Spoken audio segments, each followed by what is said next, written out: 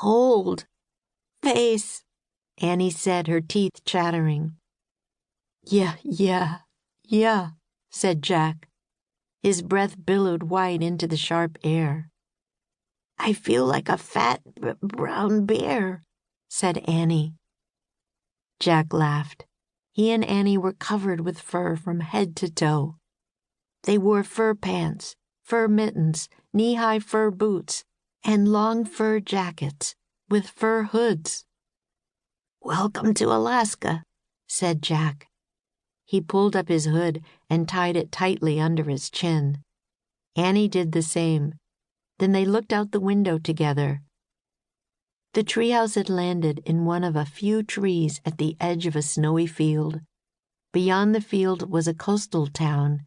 The winter sun was setting over an ice-covered sea. I wonder why we're needed to save lives here, said Jack. Do you think something scary is about to happen? Said Annie. Scary? Said Jack. Like an earthquake or a volcano? Said Annie. I don't know, Jack said. He picked up their guide to the Alaskan Territory. He pulled off one of his fur mittens, opened the book, and read. About 12,000 years ago, people and their dogs crossed a land bridge over the Bering Sea from Russia into Alaska. When they reached Alaska, they became the first humans and dogs to live in North America. Cool, said Annie. I like the dog part. Jack kept reading. Until Russian explorers came to Alaska a few hundred years ago, only native Alaskan people lived there. For thousands of years, the native people survived by making use of the few resources of the rugged, ice-bound land. Wow, they must be tough people, said Annie. No kidding, said Jack. He read more.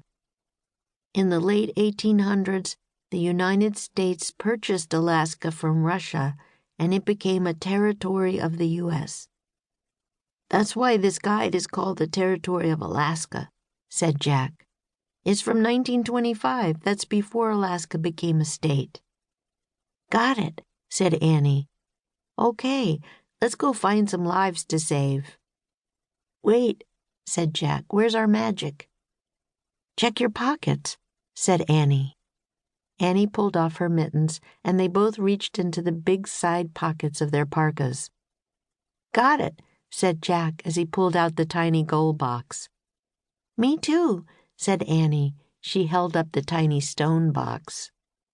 Gold dust, stardust, said Annie. One to save lives, one to make everyone forget that we saved lives.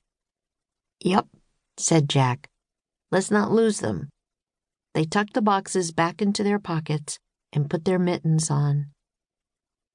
As Annie started down the treehouse ladder, Jack crammed the Alaska guide into another one of his pockets. Then he clumsily followed Annie down the rope ladder in his bulky clothes.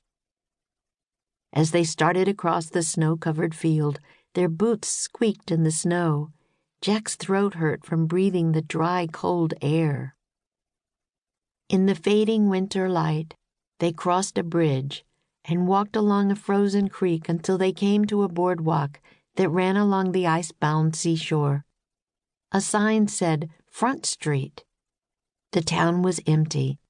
There were no old cars or wagons, only piles of ice and snow. As Jack and Annie tramped through the snow, they passed stores and saloons and restaurants with crooked signs and broken windows. They all looked abandoned. There were only a few shops that looked as if they were closed but still might be in business. Nome Pharmacy, Nome Laundry, and Nome Bakery. I guess we're in Nome, said Annie. Good guess, said Jack. He took off one of his mittens, pulled out their Alaska guide, and found Nome. He read, Around 1900, gold was discovered in Nome, a remote Alaskan town on the Bering Sea. More than 30,000 gold seekers rushed to the boomtown.